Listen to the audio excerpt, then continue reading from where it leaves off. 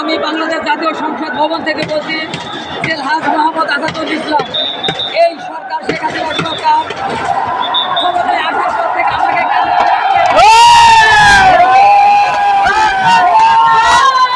আসসালামু আলাইকুম সুপ্রিয় দর্শক, সবাইকে শুভেচ্ছা জানাচ্ছি বৈষম্য বিরোধী নাগরিক আন্দোলনের পক্ষ থেকে। প্রিয় দর্শক, বৈষম্য বিরোধী ছাত্র আন্দোলন, বৈষম্য বিরোধী নাগরিক আন্দোলন এটি আমাদের দেশের মানুষের জন্য কতটা গুরুত্বপূর্ণ সে সম্পর্কিত কিছু বিষয় নিয়ে আজকে আপনাদের সামনে মূল্যবান কিছু তথ্য উপস্থাপন করতে যাচ্ছি। দর্শক, আপনারা আমাদের সাথে যুক্ত থাকুন।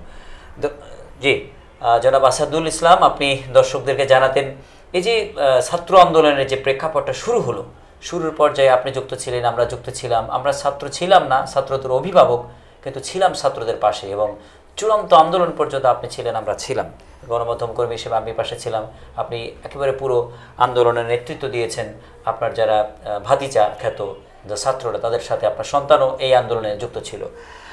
মূল প্রেক্ষাপটটা কিভাবে শুরু হলো আপনি যে দর্শকদের? আলহামদুলিল্লাহ, আল্লাহ তাআলার দরবারে শুকরিয়া, লাখ লাখ শুকরিয়া ও মোবারকবাদ।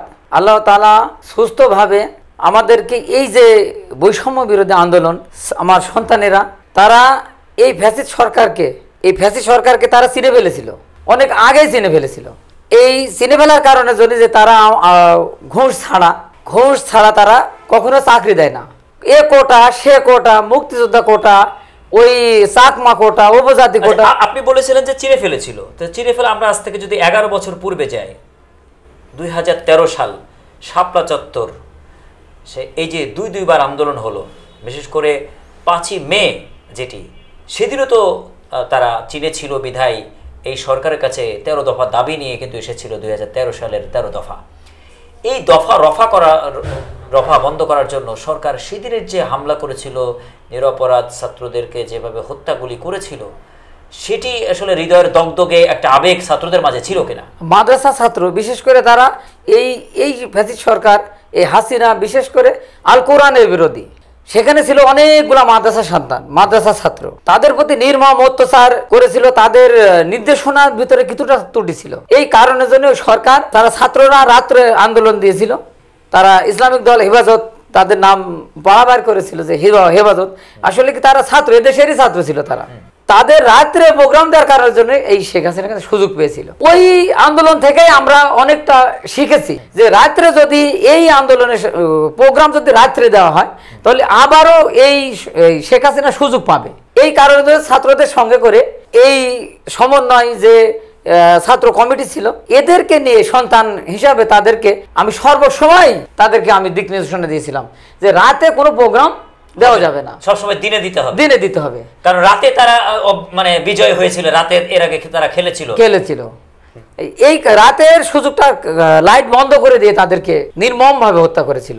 এদেশের রাজনীতির অনেক বৈষম্য আছে, বিশেষ করে ইসলামী আন্দোলন করার কারণে জামাত ইসলামের কিছু নেতাদেরকে তারা ফাঁসি দিয়েছিল, এবং যেখানে চুরি ডাকাতি মামলার 2 মাস 3 মাস কাস্টডি থাকলেই জামিন হয়, সাবেক প্রধানমন্ত্রীকে তারা বছর পর বছর জেলে রেখেছিল, তাদেরকে কিন্তু জামিন পর্যন্ত দেয় নাই। অর্থাৎ এখানেও আইনগতভাবে বৈষম্য ছিল। সর্বশেষ মুক্তিযোদ্ধাদের সন্তানদের নামে একেবারে নিজের দলীয় নেতাকর্মীদেরকে একেবারে বিসিএস ক্যাডার থেকে শুরু করে, প্রশ্নফাঁস থেকে শুরু করে, যে মগের মূল্যকের বাংলাদেশ ছিল, প্রতিটা কষ্ট আসলে ছাত্রদের হৃদয়ে বা তাদের অভিভাবকের হৃদয়ে আসলে জ্বলেছিল কিনা? অবশ্যই চলেছিল। যেখানে একটা ছাত্রর একটা চাকরি, একটা সিভিল চাকরিতে যদি 12-13 লক্ষ টাকা লাগে, তাহলে একটা অভিভাবক কিভাবে এই 12-13 লক্ষ টাকা জোগাড় করতে পারবে? তার সন্তানকে বিসিএস পর্যন্ত পড়াইতে, মাস্টার্স পাস করাতে হলে তার বাবার ঘাম ঝরে মাটিতে মিশে গেছে, অথচ টাকা দিতে পারে না। কিভাবে এই 15 লক্ষ টাকা, 10 লক্ষ টাকা বা 12 লক্ষ টাকা কিভাবে তারা দিবে? এই বিষয়টা তার সন্তানেরা তার পিতার কাছ থেকে দেখেছে যে আমার পিতা কিভাবে আমার সংসার চালায়, আমার লেখাপড়া খরচ চালায়। ফ্যাসিস্ট সরকারের মাধ্যমে 2009 সালে তারা বিজয়ী হলো, ক্ষমতায় আসলো, কিন্তু 2014 সালের 5 জানুয়ারি যে নির্বাচন, এই নির্বাচনের আগেই 154টি আসনে তারা বিনা ভোটে বিজয় করিয়ে নিয়ে অটো সরকারের ব্যবস্থা করলো। জনগণের ভাগ্যে কিন্তু ভোটহীনতা, অর্থাৎ ভোটাররা কিন্তু ভোটটা দিতে পারলো না। ভোট না দিতে পারলেও সেই সমস্ত এমপিদের তর্জন গর্জন এবং ক্ষমতার হুঙ্কার কিন্তু তারা দেখেছে। এবং 2018 সালে সকল দলকে ডেকে দেশের সকল মানুষকে বলা হলো ভোট হবে, সবাই ভোট দিতে পারবে, কিন্তু রাতের অন্ধকারে, রাত্রে নিশীথে তারা আবার একটি ঘটনা ঘটিয়ে দিল। 2024 সালে যখন কোনো দল নির্বাচনে আসলো না, তখন তারা পার্শ্ববর্তী রাষ্ট্রের সহযোগিতা নিয়ে তারা নিজেরাই একটা মেচাকার একটা খেলা এবং ভুয়া নির্বাচন কমিশনের ভুয়া বা মিথ্যাচারের ভোট কাস্টিংয়ের একটা ব্যাপার দিয়ে তারা টানা তৃতীয়বারও তারা নির্বাচিত হলো। এই জায়গাগুলির সাথে চাকরির বৈষম্যর ক্ষেত্রে অবশেষে তারা ক্ষমতার খেই হারিয়ে এই জাতির সন্তানদেরকে একেবারে রাজাকার অর্থাৎ মুক্তিযুদ্ধ বিরোধী বা স্বাধীনতা বিরোধী হিসেবে যে চিহ্নিত করতে ফ্যাসিস্ট সরকার শেখ হাসিনা চাইলো, এটি কত বড় আসলে বৈষম্য। আসলে বৈষম্যর বর্ণনা তো নেই, বৈষম্যর বর্ণনা একমাত্র জীবন দিয়ে তার প্রমাণ করে গেল আবু সাইদ, মুগ্ধ এবং আরো অনেক যাদের এখনো ক্যামেরার সামনে আসে নাই, তাদের পরিচয় এখনো মিলে নাই, এমন শত শত শত শত ছেলে এবং মেয়ে তাদের বুকে গুলি লাগা, তাদের মাথায় গুলি লাগা, তার পায়ে গুলি লাগা হাসপাতালেতে তারা আছে এখনো পড়ে। তাদের পিতারাও এখন পর্যন্ত কিন্তু জানে না যে আমার সন্তান আন্দোলন থেকে গুলি লেগে এখনো হাসপাতালে আছে, তার সেন্স নেই, আইসিইউতে আছে। এমন সন্তান এবং আবু সাইদ তার জীবন দিয়ে প্রমাণ করে গেল, নির্দ্বিধায় তার জীবনটা দিয়ে দিল যে আমরা মেধাহা, আমরা যাদের মেধা আছে তারা কখনোই এই সরকারের আমলে চাকরি পাবো না। আমরা চাকরি পাবো যার কড়ি আছে, যার টাকা আছে, খালা আছে, দলীয় পরিচয় আছে। দলীয় ক্যাডার ছাড়া এই বর্তমান সরকারের আমলে চাকরি নাই তো নাই। এই কারণের জন্য ছেলেদের ভিতরে এই ক্ষোভ সৃষ্টি হয়, সুন্দর। তারা আন্দোলন করছে 13 তারিখ থেকে, 13 তারিখ থেকে তারা আন্দোলন পূর্ণভাবে আন্দোলন করছে, কিন্তু দিশাহারা হয়ে গেছে, সারা বাংলাদেশে আন্দোলন শুরু হয়ে গেছে।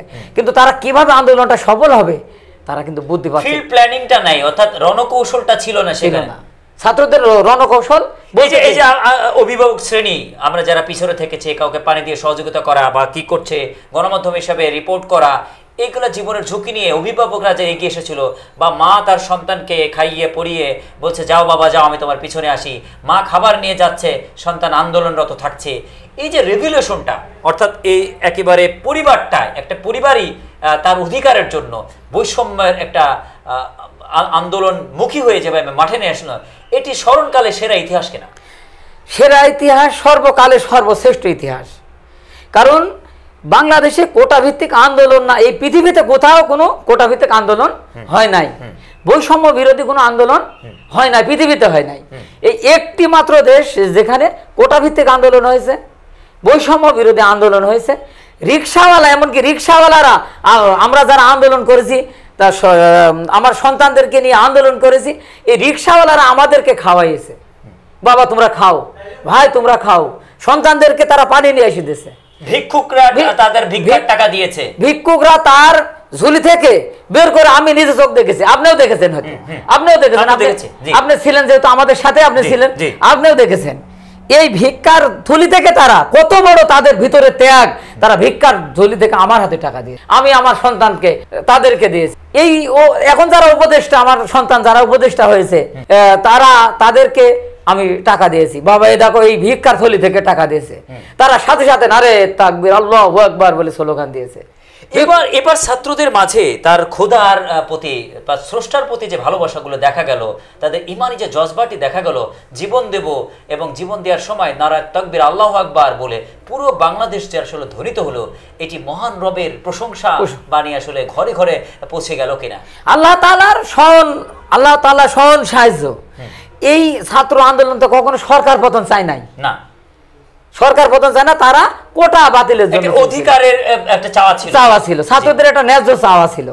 এই চাওয়ার মাধ্যম দিয়ে আল্লাহ তাআলা দেখলো এই সরকার দেলোয়ার হোসেন সাঈদীকে নির্মমভাবে হত্যা করলো। এরা গোলাম আজমকে এমন হত্যা একটা করলো। শক্তি দিয়ে এই সরকার ছিল যে এটা ফেরাউনের মতো শক্তিশালী, নমরুদের মতো শক্তিশালী, তাদের হয়তো পতন হবে না। কারণ পতন ঠেকানোর জন্য তারা কিন্তু সকল পররাষ্ট্র নীতির শক্তিগুলি কাজে লাগাচ্ছিল। পার্শ্ববর্তী রাষ্ট্র তাদেরকে যেমন ইচ্ছা তেমন ভোট করার পর্যন্ত পরিবেশ করে দিচ্ছিল। অর্থাৎ মগের মুল্লুকের বাংলাদেশ ছিল, শুধু আসমানে তাদের আসলে কবুল হয় নাই বিধায়, আসমানি রহমত তারা পায় নাই বিধায় অবশেষে একেবারে নিরঙ্কুশভাবে অপমানিত হয়ে এমন একটি অবস্থা হয়েছে যে দলটি স্বাধীনতা এনে দিয়েছিল, যে দলটি স্বাধীনতার নেতৃত্ব দিয়েছিল, সেই দল করার লোক এখন খুঁজে পাওয়া যাচ্ছে না, মুখ ফুটে বলার লোকটি পাওয়া যাচ্ছে না। এখানেই বলে যে আসমানের মায়ের তো দুনিয়ার বাইর কিনা। অবশ্যই আসমানের মা দুনিয়ার বাইর। আল্লাহ তাআলা বলছেন যে জমিনের ফায়সালা আমি আসমান থেকে দিয়ে থাকি। জমিনে যখন জমিনের মানুষ যখন একমাত্র আল্লাহ তাআলার কাছে সাহায্য চাই, সরকারের কাছে সাহায্য চেয়ে কখনো কোনো ফল পায় নাই তারা, তখনই তারা আল্লাহ তাআলার কাছে সাহায্য চাই। আল্লাহ তাআলা বলছে তখন আমি জমিনের ফায়সালা আমি আল্লাহ আসমান থেকে দিয়ে থাকি। দীর্ঘ 18 বছর ধরে অনেকেই ভোট দিতে পারে না। সেই যাদের 2001 সালের পরে জন্ম তারা ভোট দিতে পারে না, যারা 2006 সালের পরে যাদের জন্ম তারা ভোট দিতে পারেনি। অর্থাৎ ভোটার হওয়া সত্ত্বেও জীবনের প্রথম আবেগের ভোটটি হয়ে গেছে। এইভাবেই তাদেরকে দিনগুলি পার করতে হয়েছে। স্থানীয় সরকার নির্বাচন থেকে শুরু করে জাতীয় নির্বাচন, প্রতিটি জায়গায় ভোটহীনতার একটা বৈষম্যের বাংলাদেশ ছিল। সেক্ষেত্রে এই ভোটহীনতার বাংলাদেশে ভোট প্রিয় বাংলাদেশ করার ক্ষেত্রে বৈষম্য বিরোধী নাগরিক আন্দোলনের ব্যানারে আপনি এই দেশবাসীর যারা নাগরিক শ্রেণী আছে, যারা ছাত্রদের পিতা রয়েছেন, মাতা রয়েছেন, তাদের কাছে আপনার কি প্রত্যয় বা আপনার কি চাওয়া রয়েছে? আসলে আমি দেখেছি আওয়ামী লীগের সন্তানেরাও, আওয়ামী লীগের ছোট ছোট সন্তানেরা নতুন ভোট হয়েছে, এদের মুখেও শুনেছি এ কেমন ভোট হয়ে গেল, যার জীবনে প্রথম ভোটটা দিতে পারলাম না। হাস্য উজ্জ্বল ব্যাপার, এই সারা বাংলার মানুষ সে দেখেছে। আর ছাত্র আন্দোলনের যারা মা, যারা পিতা, আমি একজন পিতা, আমিও আমার সন্তান যখন আন্দোলনে চলে গেল, আমার সন্তান যখন রাত্রে বলল আব্বু কলেজ থেকে ফোন দিয়েছে আমাকে সকালে যেতে হবে, আমি দেখলাম আমার সন্তান যদি সকালে যায়, সকালে যে যদি লাশ ফিরে চলে আসে, আমি তার দুপুরে তার জানাজা করা লাগবে। আমি দেখলাম আমার সন্তানটা যদি দুপুরে জানাজার করা তার লাগে, এই সরকার যে মনোভাব নিয়েছে জানাজার করা লাগবেই, এই মনোভাব নিয়ে আমি বললাম আমার সন্তানের আগে আমাকে শহীদ হতে হবে। অর্থাৎ আমি আমার সন্তানের লাশটি কাঁধে করতে চাই না, আমার লাশটি আমার সন্তান কাঁধে করুক, এটাই নিয়ম হওয়া উচিত। অর্থাৎ আমি আমার জীবনটাকে রাজপথে বিলিয়ে দিব, আমার সন্তানকে একটা নতুন পৃথিবীতে দিয়ে যাব। হ্যাঁ, আমি ওই রাত্রে যখন আমার ছেলে রাত 8টায় বললো, তখন আমি লাস্ট গাড়ি ধরে আমি ঢাকাতে চলে আসলাম, যে আমার সন্তান কুষ্টিয়াতে যদি জীবন দেয় তাহলে আমি ঢাকাতে জীবন দেব। আমার সন্তান শুধু আমার সন্তান না, এদেশের ছাত্রগুলো সবই আমার সন্তান। যেমন উপদেষ্টা পদে যেমন নাহিদ, যেমন উপদেষ্টা পদে এই নাহিদ আমার সাথে আমাকে চাচা বলে বুকে জড়িয়ে ধরেছে, চাচা তুমি এই আন্দোলনে থাকার দরকার নাই। আমি বলেছি আমার সন্তান যদি এখানে গুলি খায়, আমি পিতা হয়ে যদি আমার সন্তানকে গুলি খাবার দেখতে চাই না, আমার সন্তানের আগে আমার যেন বুকে গুলি লাগে, এই মনোভাব নিয়ে আমি মুগ্ধর পানি, কে পানি নেবেন, কার পানি দরকার, এই মুগ্ধ তো আর পানি একদিন দিচ্ছে না, দিনের পর দিন পানি বিলিয়েছে। আপনি তো এই মুগ্ধর সাথেও আপনার দেখা হয়েছে, মুগ্ধও তো আপনাকে চাচা বলে সম্বোধন করে মুগ্ধ আপনাকেও পানি খাইয়েছে। এই মুগ্ধের মুখটি আপনার আসলে চোখে কতটা ভাসে? এই মুগ্ধর কথা বলতে গেলে চোখে পানি না আসে যাবে না। এই মুগ্ধ আমাকে বারবার বলেছে কাকা পানি খান, অনেক ব্যাগ মুক্তর হাতে 2-3টা ব্যাগ নিয়ে হচ্ছে, কাকা এই 2টা ব্যাগ আপাতত আমাদের হাতে লাগে না, আপনাদের সাথে যে মুরব্বী আছে বা পিছে থেকে তোমরাও দেখেছো, পিছে থেকে তোমরাও দেখেছো, গণমাধ্যম কর্মী আমাদের একটু মিডিয়া ক্যামেরা, আমাদের ক্যামেরা দূরে থাকতে হয়েছে, দূরে ফুটেজ নিতে হয়েছে, এবং আমাদের থেকে অনেক রকম ম্যাটার ছিল যে আমরা অনেক রিপোর্ট দিতে পারছিলাম না, তখনকার পর্যন্ত মিডিয়া কিন্তু স্বাধীন হয়নি, আমরা কিন্তু যুদ্ধের মধ্যে ছিলাম। যে গুলি চলতেছে ডাইরেক্ট শেখ হাসিনার নির্দেশে গুলি চলতেছে, এর মধ্যে সংবাদকর্মীরা কিভাবে যাবে, তারপরেও গেছে, তারা গেছে, মুগ্ধর পানি, সংবাদকর্মীরা মুগ্ধর পানি খেয়েছে, আমি খেয়েছি 3-4 বার করে আমাকে মুগ্ধ পানির বোতল নিয়ে কাকা পানি খান স্লোগান, আমি তো স্লোগান দিতেছি সবসময় সামনে থেকে স্লোগান দিতেছি। আর মুগ্ধ পানি এমন কোনো না যে পানি দেয়নি, আমাদেরকে পানি খাওয়াইছে, ছাত্রদেরকে পানি, যার গুলি লেগেছে তার মুগ্ধ সাথে সাথে আবার ব্যান্ডেজ করেছে, ওই পানি দিয়ে ধুয়ে সাথে সাথে ব্যান্ডেজ করেছে। আমার কাছে ব্যান্ডেজ ছিল, আমার কাছে ডিটল ছিল, আমার কাছে স্যাভলন ছিল, এগুলা দিয়ে মুগ্ধর সাথে একই সাথে আমরা ওই ছাত্রকে ব্যান্ডেজ করে সাথে সাথে রিক্সাওয়ালা টাকা বিহীন তাদেরকে মেডিকেলে নিয়ে। 4 আগস্ট সন্ধ্যা টান টান উত্তেজনা, সমন্বয়কদের পক্ষ থেকে গণমাধ্যমে বক্তব্য চলে আসলো যে আমাদের 6 তারিখ না, আমাদের 5 তারিখেই গণভবন দখল করতে হবে, গণভবনের দিকে আমাদের মার্চ করাতে হবে। এই অবস্থায় আপনি একজন অভিভাবক, আপনি মাঠে থাকলেন, গণমাধ্যম কর্মী হিসেবে আমাদের উচিত ছিল, আমাদের কাজ ছিল পিছনে পিছনে থাকা, আপনারা যেখানে যান কি অবস্থা হচ্ছে সেই সব নিয়ে আমরা এই খবরগুলি, কি মেসেজ আপনার কাছে পৌঁছেছিল দেশবাসীর কাছে 5 তারিখের আগের রাত্র অর্থাৎ 4 আগস্টের রাত্রের প্রেক্ষাপট কি ছিল, কিভাবে আন্দোলন একেবারে গণভবন পর্যন্ত নিয়ে যাওয়া গেল? যারা সমন্বয়ক ছিল তারা ছাত্র, সবাই তো ফুটন্ত গোলাপ, অল্প বয়সী ছাত্র, মাস্টার্সের ছাত্র, ইন্টারের ছাত্র, এমনকি 9, 10-এর ছাত্রও কিন্তু আমাদের সাথে এই আন্দোলনে কিন্তু শরিক ছিল। তারা কচিমন, তাদের বুদ্ধি কতটা হতে পারে, তারা সবাই বললো আমরা একত্রিত সংসদ ভবনের যে জায়গা, সামনে যে জায়গাটা আছে এখানে আমরা যত্রভাবে যে যেমনি পারে থাকবো।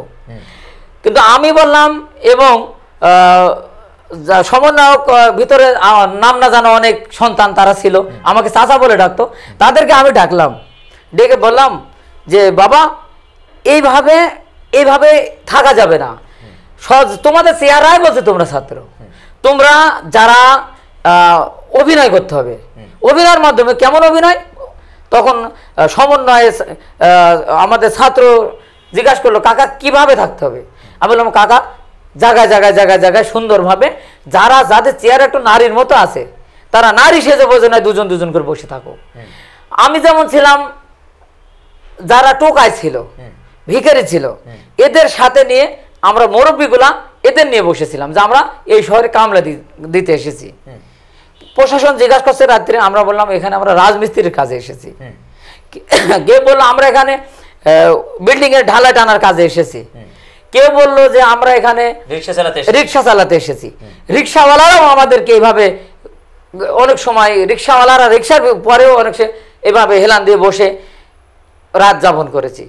আর যারা আশেপাশের ছাত্র ছিল, যারা ছাত্রাবাসী ছিল, তাদেরকে রিক্সাওয়ালারা এবং ছোট ছোট পিক আপ কারা দিচ্ছে আল্লাহ তালাই জানেন, কে বা কারা দিয়েছেন আমি জানি না, তারাও পিক আপ দিয়ে ছাত্রদেরকে তাদের ছাত্রাবাসে পৌঁছাই দিছে। আর আমরা যারা দূরে থেকে এসেছিলাম তাদেরকে এইভাবে জায়গায় জায়গায় বসে থেকে একত্রিত ভাবে না, ছোট ছোট ভাবে, 1 জন 2 জন 3 জন, 1 জন 2 জন এইভাবে বসে থেকে সুন্দরভাবে আমরা রাত যাপন করেছি। আর সমন্বয়কগণের একই কথা ছিল, আগামীকালকে আমরা গণভবন ঘেরাও করব, প্রধানমন্ত্রীর সাথে সরাসরি আমরা মুভ করব।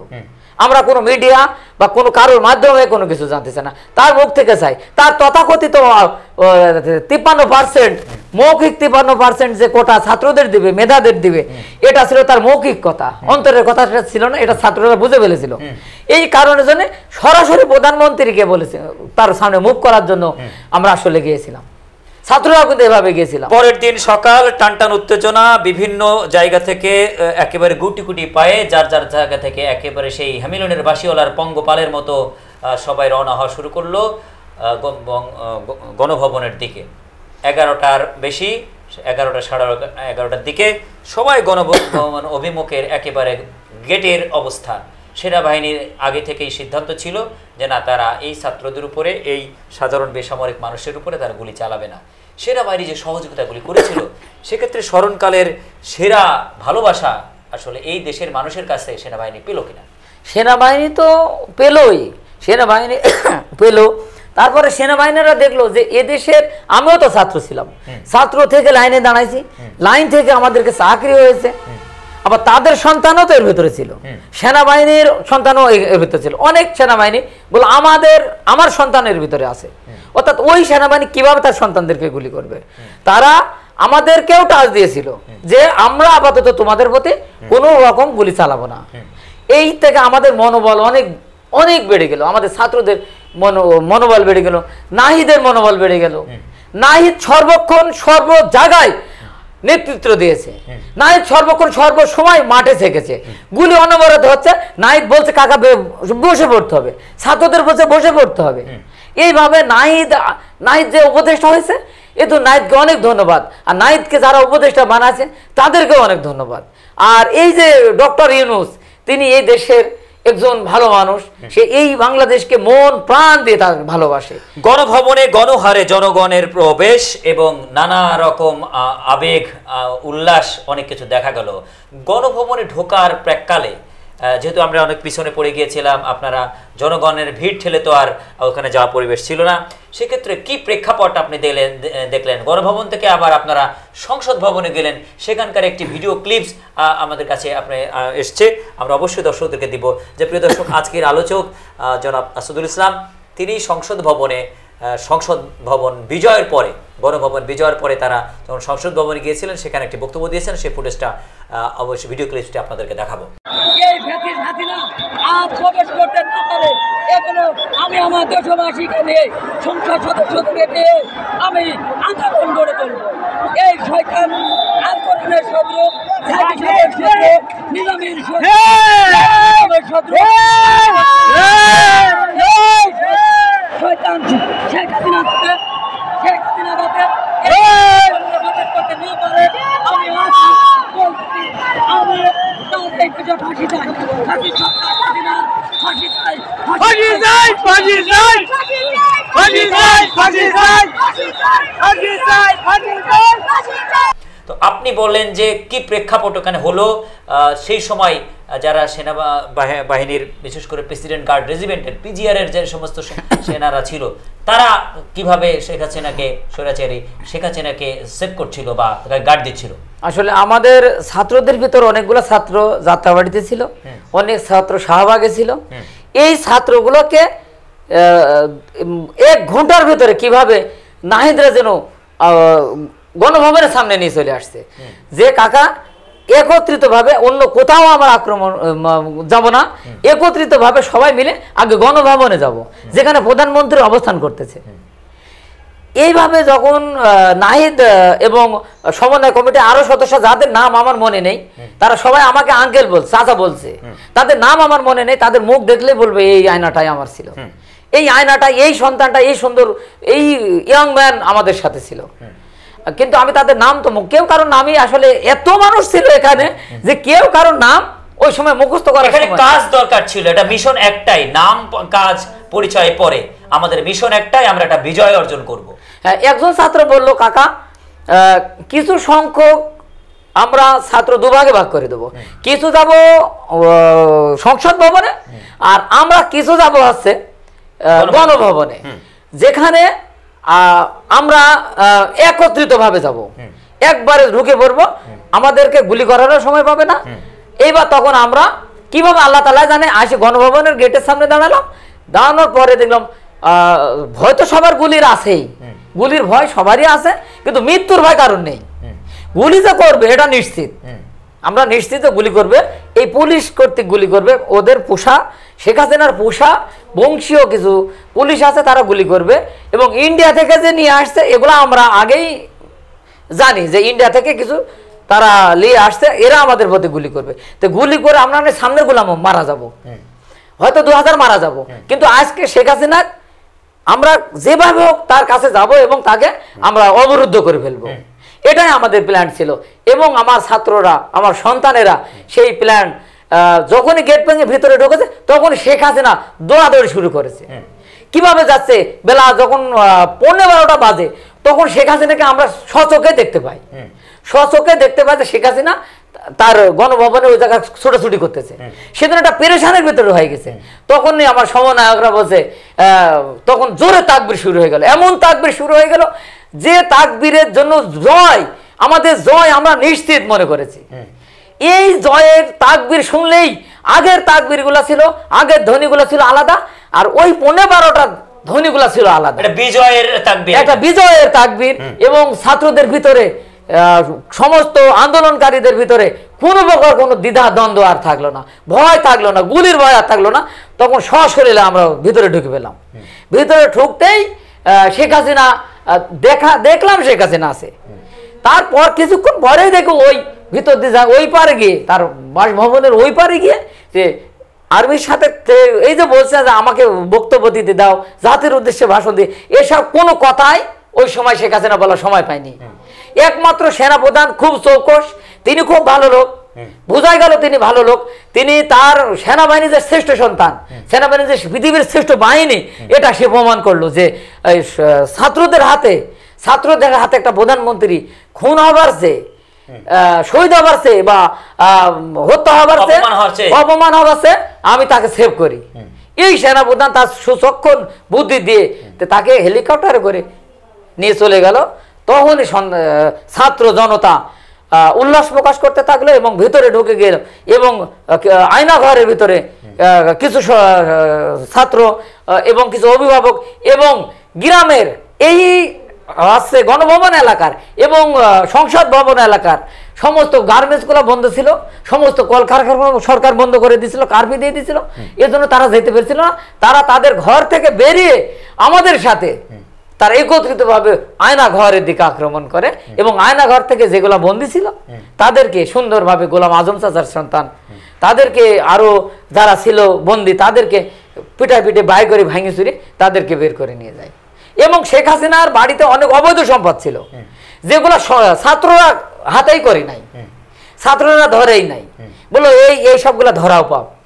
এবং রিক্সাওয়ালা বলছে লাথি দিয়ে ফেলা দিচ্ছে, শেখ হাসিনার ব্যবহৃত কাপড় চোপড় এগুলা লাথি দিয়ে ফেলা দিচ্ছে, বলে এগুলা হাত দেওয়াও আমাদের জন্য ঠিক না। তারপরে কিছু মূল্যবান সম্পদ ছিল, তার সেখান থেকে সংসদ ভবনে যে ছাত্রগুলা গিয়েছিল, সংসদ ভবনের বৈধ অস্ত্রগুলা ছাত্ররা যেভাবে রক্ষা করেছে, সাধারণ যারা এর ভিতর সবাই তো আর যখন দেশ আমাদের নিয়ন্ত্রণে চলে আসলো, শেখ হাসিনা পালিয়ে গেল, তখন এই দেশ এই সমস্ত অস্ত্র এই সমস্ত সংসদ ভবনের সবকিছু আমাদেরই। তখন ছাত্ররা সাধারণ যারা আমাদের সাথে আন্দোলন হিসাবে যোগ দিয়েছিল তাদেরকে বারবার এই ছাত্ররা এই নাহিদ নিজে বুকে করে তাই অস্ত্রগুলা সুন্দরভাবে কম্বল দিয়ে অস্ত্রগুলা যারা ছাত্র যাদের আইডি লেখা যাদের আইডি আছে আমাকেও দিল না, বলো কাকা আপনি এটা কি করবেন, আমাকেও দিল না, আপনি এটা কি করবেন। এই নাহিদরা সুন্দরভাবে ছাত্রদের আইডি সহ ছবি তুলে তাদেরকে অস্ত্রগুলা বলে আপাতত হেফাজত করো, পরবর্তীতে তারা হয়তো জমা দিচ্ছে। 5 তারিখে পতনের পরে ডক্টর মোহাম্মদ ইউনূস নন্দিত ব্যক্তি, বিশ্ব আলোকিত ব্যক্তি, বিশ্বের অন্যতম স্বনামধন্য, যিনি এক প্রথমবার নোবেল পুরস্কার পেয়েছেন, দ্বিতীয়বার নোবেল পুরস্কারের একটি চ্যালেঞ্জের মধ্যে তিনি আছেন। হয়তো তাকে আমরা অর্থনীতিতেও নোবেল পুরস্কার দেখতে পারবো যদি এই ধ্বংসে স্তূপের বাংলাদেশকে তিনি বিশ্বের অন্যতম একটি জায়গায় নিয়ে যান। সেক্ষেত্রে এই 17 উপদেষ্টা পরিষদের সদস্যদের মাধ্যম দিয়ে দেশ গঠনের এখন পালা। সেক্ষেত্রে আমাদের দেশের মানুষের অনেক ক্ষোভ রয়েছে, অনেক চাওয়া রয়েছে, বাজার মনিটরিং চলছে, জনগণের অনেক জনদাবি পূরণের কাজগুলি চলছে, কিন্তু জনগণের একটি মৌলিক অধিকার যেটি নাগরিক অধিকার, যে ভোটের অধিকার, সেটি আজ পর্যন্ত হয়নি।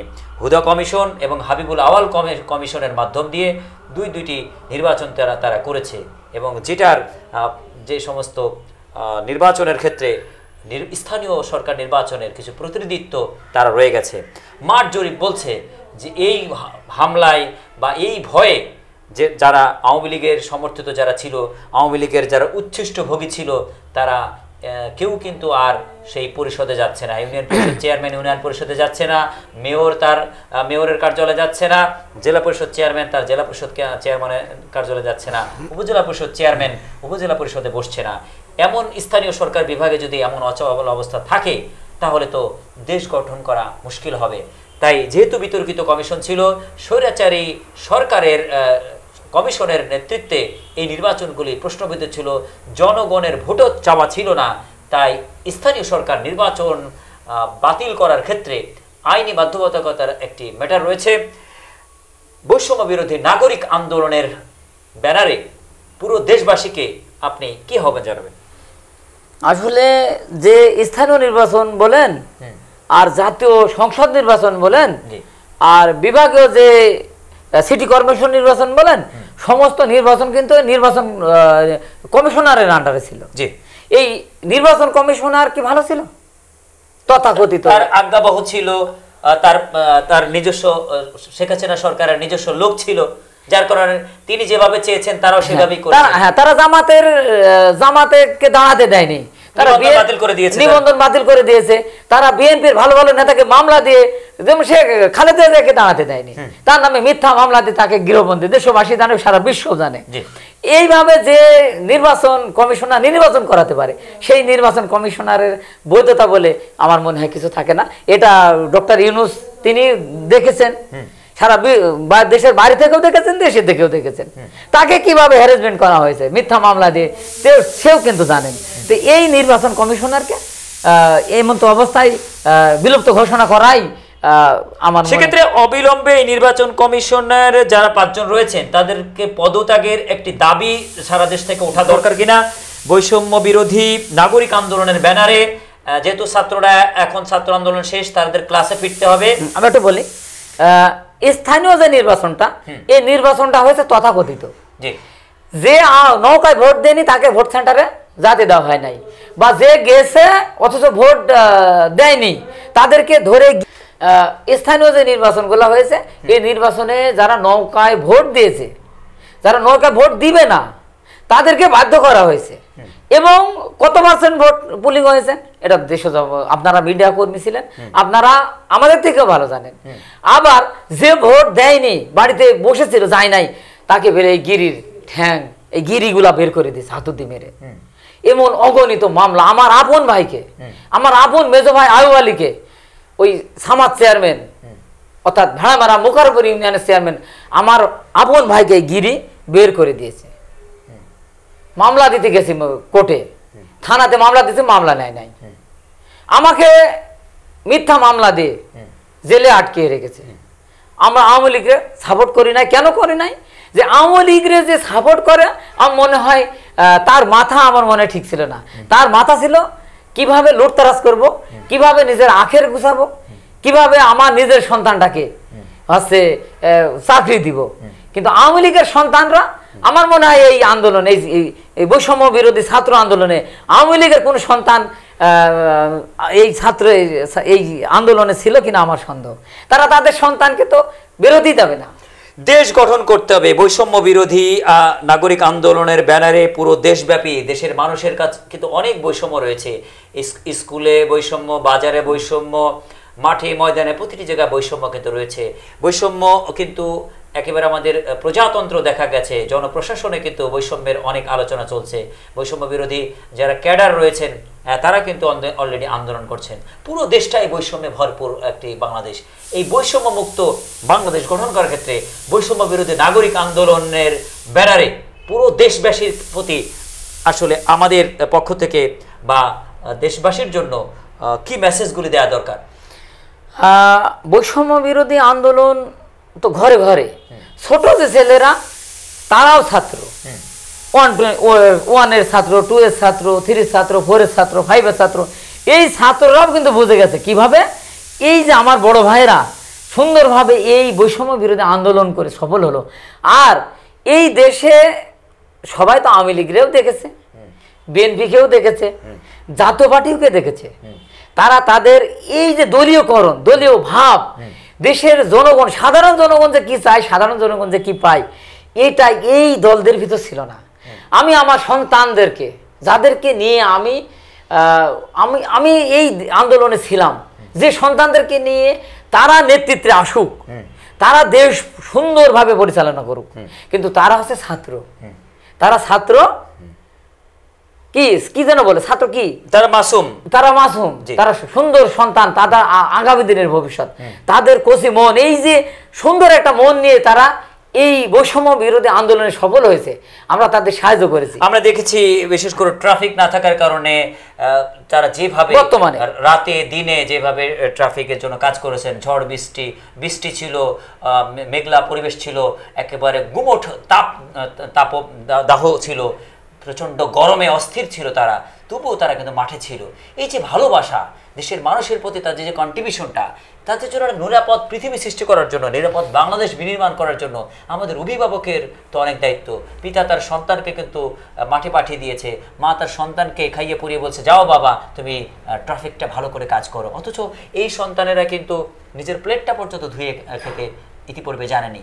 এই যে সবার বাংলাদেশ, আমার বাংলাদেশ, তোমার বাংলাদেশ, মায়ের বাংলাদেশ, ভাইয়ের বাংলাদেশ, এই বাংলাদেশ বিনির্মাণ করার জন্য বৈষম্য বিরোধী নাগরিক আন্দোলনের প্রতিটি পদক্ষেপে দেশবাসীর অবশ্যই ছাড়া দিবে। আপনি দর্শক শ্রোতা বা দেশের সকল মানুষের কাছে কি আহ্বান জানাবেন? এই যে ছাত্ররা তাদের মা পিতা, আমি আমার সন্তানকে যেমন নিষেধ করি নাই, এমনি ভাবে তার মা আমার স্ত্রী আমার সন্তানকে নিষেধ করেছিল না। এমনি নাহিদ আরো নাম না জানা যেসব ছাত্ররা, আসিফ, এরা যেভাবে ছিল মানে আসছে আন্দোলনে, মা যদি সাহায্য না করতো তারা তো আসতে পারতো না। আর যার এই যে যেগুলো এখন দায়িত্ব পালন করছে, এর মধ্যে ডাকাতকেও কিন্তু ধরিয়ে দিয়েছে, আপনি দেখেছেন কিনা? ডাকাতকে ধরে দিয়েছে, হ্যাঁ, চাঁদাবাজকে ধরিয়ে দিয়েছে। ঘর ভাঙতে যাচ্ছে, এমন একজন আওয়ামী লীগের ঘর ভাঙতে যাচ্ছে যে খুব অত্যাচার করেছে এলাকায়, তার ঘর ভাঙতে যাচ্ছে। এই ছাত্ররা কিন্তু সেগুলা থেকে বিরত রাখছে। তো আমি আশা করি যে এদের হাতে দেশ গেলে, এদের পিতারা যদি এদের পাশে থাকে, এদের পিতারা যদি পাশে থাকে, এই কয়দিনে যেভাবে সুন্দরভাবে দেশ পরিচালনা করছে, একজন অসুস্থ হয়ে গেলে তাকে কিন্তু কি করছে, একজন রিক্সা অবৈধ আর এক জায়গাতে গেলে রিক্সাকে সুন্দরভাবে পিটায় না, কিন্তু পুলিশ যেমন পিটাইতো, ট্রাফিক পুলিশ যেন পিটাইতো, এবং থানার পুলিশরা যেরকম অবৈধভাবে এদিকে গেছে এদিকে ধরিয়ে যায়, রাখা তাদের থেকে টাকা নিছে, এইরকম কখনোই আজ পর্যন্ত এই কয়দিনে পাওয়া যায় নাই। আপনারা তো মিডিয়া কর্মী মাঠে আসেন, দেখছেন, এবং কোনো মিডিয়াতে আমি দেখলাম না যে আমার এই যে দায়িত্ব পালন করছে ট্রাফিকে এবং থানাতে এবং গ্রামে পাহারা দিচ্ছে, মন্দির পাহারা দিচ্ছে, এমন কোন একটা চকলেট খেয়েছে এমন নজির এখন পর্যন্ত পায় নাই। আমাদের সন্তানরা এইভাবে যদি দেশ পরিচালনা করে, আমার মনে হয় এ দেশে আর কখনোই এইভাবে ছাত্রদেরকে আন্দোলন করে জীবন দিতে হবে না। জনাব আসাদ, আমরা দর্শক শ্রোতার কাছ থেকে এই আলোচনা থেকে বিদায় নেব। দর্শক, জীবন আসলে অনেক কিছু, বৈষম্যের অনেক কিছু রয়েছে। আজকের আলোচক 1999 সালে এই আওয়ামী লীগের বৈষম্যের শিকার হয়ে 15টি বছর তাকে কারাদণ্ড ভোগ করতে হয়েছে। 2014 সালে প্রথম কারামুক্তির পরে তাকে দফায় দফায় মামলা দিয়ে তার জীবনটাকে অতিষ্ঠ করে দিয়ে তার জীবনটা তো শেষ। পরবর্তীতে তার সন্তানের জীবন আসলো, সন্তানের জীবনে তিনি চাইলেন একটা স্বাধীন বাংলাদেশ দিতে, তাই তিনি আন্দোলনের মুখে আসলেন। আপনি আপনার সমাপনী বক্তব্য দর্শক শ্রোতাদের জন্য প্রদান করুন। আমার সন্তান যারা এই বৈষম্য আন্দোলনে জয়ী হলো, তারা তো সন্তান, তারা তো ছাত্র, তারা ছাত্র অধিকার। এইবার আমি তার পিতা, তাহলে আমি তো ছাত্র অধিকার হতে পারছি না। আমি চাই আমার সন্তানরা দেশ পরিচালনা করুক, কিন্তু গণতান্ত্রিক দেশে একটি দল প্রয়োজন আছে, বা রাজনৈতিক একটা প্ল্যাটফর্ম প্রয়োজন আছে, সামাজিক একটা পেশাজীবী একটা সংগঠনের প্রয়োজন রয়েছে, যে ব্যানারে কিছু কথা বলা যায়। আমার সন্তান তো ছাত্র, আমি তো ছাত্র পিতা, তাহলে ছাত্র বৈষম্য আন্দোলন একটা দল, বৈষম্য বিরোধী ছাত্র সামাজিক আন্দোলন একটি দল, তাহলে আমি তার পিতা, আমি কোন দল করব? আপনাকে তো ওই সংগঠনে নিবে না, আমাকে তো তাহলে বৈষম্য বিরোধী নাগরিক আন্দোলন করতে হবে বা অভিভাবক আন্দোলন করতে হবে। তাহলে সেক্ষেত্রে বৈষম্য বিরোধী নাগরিক আন্দোলনের ব্যানারে আপনি অন্তত অভিভাবকদেরকে আহ্বান করবেন। আলহামদুলিল্লাহ, ছাত্র বৈষম্য বিরোধী ছাত্র আন্দোলন, বৈষম্য বিরোধী নাগরিক আন্দোলন, সুন্দর একটি নাম আপনি প্রস্তাব করেছেন। এই নামে আমি সমর্থন করি, এবং আমার সন্তানেরা, নাহিদরা, আসিফরা, তাদের পিতাদের ডক্টর ইউনূস সেও পিতা, সে তো কখনোই ওই ছাত্র আন্দোলন, বৈষম্য বিরোধী ছাত্র আন্দোলনের নেতা হতে পারবে না। পারবে, কিন্তু নাগরিক আন্দোলনের নেতৃত্ব ডক্টর ইউনূস দিতে পারবে, আমি দিতে পারবো, আপনি দিতে পারবেন। এই আলোচনা আমরা হয়তো শুরু করছি, কিন্তু অথচ এই চেয়ারটি আমরা ডক্টর ইউনূসের জন্য অবশ্যই আহ্বান করব যে বৈষম্য বিরোধী নাগরিক আন্দোলনের এই সংগঠনটিকে ডক্টর ইউনূস এটির চেয়ারপারসন হবে। এই প্রত্যাশা অবশ্যই আপনি দেশবাসীর কাছে করেন কিনা, এবং ডক্টর ইউনূসের কাছেও এই আহ্বানটি আপনি রাখবেন কিনা? হ্যাঁ, আমি আমার দেশবাসীর প্রতি আমি একজন এই কোটাভিত্তিক আন্দোলনের, বৈষম্য বিরোধী আন্দোলনের ছাত্রদের পিতা হিসাবে, ছাত্রদের অভিভাবক হিসাবে, জনগণের পক্ষ থেকে আমি, আমার বয়স 50 ধর, তারপরেও আমি এই আন্দোলনে আমি আমার সন্তানদের মুখের দিকে তাকিয়ে শরিক হয়েছি, এবং আমি সবার আগে আমার সন্তানদের আগে আমার গুলি লাগবে। আমার গায়ে অনেক সিলিন্ডার আছে, এখনো আমার পা, এই পাতে পুড়ে গেছে, এই পাটা টিয়ার গ্যাসের সেলের ভিতরে ঢুকে গেছে। একটি ছাত্র এসে জোর করে আমাকে জিপে ধরেছে, এটা নাহিদও চোখে দেখেছে, আসিফও দেখেছে।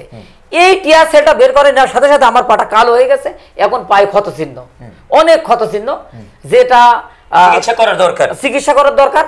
এই মর্মে আমি আমার দেশবাসীকে বলবো যে আপনারা সুন্দর একটি দল, সুন্দর একটি নতুন দিগন্ত, নতুন সরকার, নতুন ছাত্র, যারা দোষমুক্ত দূষণমুক্ত যে দূষণমুক্ত সংগঠন বাংলাদেশ গড়ার যে প্রত্যয় নাহিদ, ডক্টর ইউনূস, আসিফ এবং ডক্টর আসিফ নজরুল, তারা যেন সুন্দরভাবে এই দেশটা এইভাবে পরিচালনা করতে পারে, তার জন্য বৈষম্য বিরোধী নাগরিক আন্দোলন একটি দল আমিও তাদের কাছ থেকে চাচ্ছি এবং দেশবাসীকে এই দলটাকে, সুন্দর একটি দলটাকে সাপোর্ট করে নতুন দলের, নতুন আকাশের, নতুন পৃথিবীতে এই নতুন দলটাকে যদি সাপোর্ট করতো, কতটুকু সাপোর্ট করে, ভালো দেখ ভালো নেই। জি জনাব আসাদ, আমরা মুদ্রা কথায় চলে আসি। প্রিয় দর্শক, বৈষম্যের শিকার আমিও।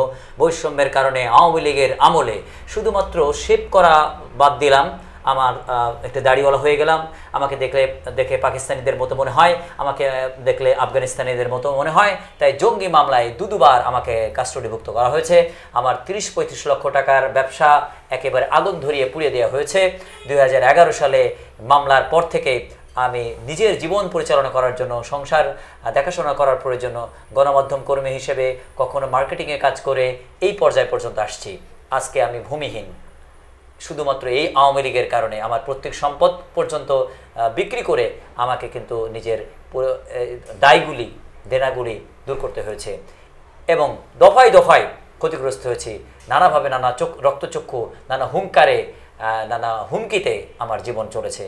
যার কারণে প্রত্যাশা ছিল হয়তো একদিন একটা বিজয় আসবে, নতুন পৃথিবী আসবে। সেই নতুন পৃথিবীর প্রত্যয় নেই। যখন আসাদ ভাইয়েরা আন্দোলনটি করলো, যখন ডাকতে পেলাম, আমি আমার জায়গা থেকে আমার ক্যামেরা নিয়ে গণমাধ্যম কর্মী হিসেবে সবসময় তাদের খবর আদান প্রদান করা, তাদের পাশে থাকার কাজগুলি করেছি। অবশেষে আমাদের দেশটি নতুন করে স্বাধীন হয়েছে, নতুন পৃথিবীতে আমরা আছি। সেক্ষেত্রে বৈষম্য বিরোধী নাগরিক আন্দোলনের ব্যানারে যারা অভিভাবক শ্রেণী আছেন, ছাত্রদের জন্য তো ছাত্র সংগঠন অলরেডি রয়েছে, সেক্ষেত্রে অভিভাবক শ্রেণীকে বৈষম্য বিরোধী নাগরিক আন্দোলনের ব্যানারে সংযুক্ত থাকার জন্য আহ্বান জানিয়ে আপনাদের সবার সুস্বাস্থ্য কামনা করে আজকের মধ্যে বিদায় নিচ্ছি। আমাদের সাথে থাকুন, বৈষম্য বিরোধী নাগরিক আন্দোলনের সাথে থাকুন, সংযুক্ত হন যে কোনো বৈষম্য বিরোধী আন্দোলনের দাবিতে রাজপথে। দেখা হবে রাজপথে ইনশাআল্লাহ। আসসালামু আলাইকুম রহমতুল্লাহ।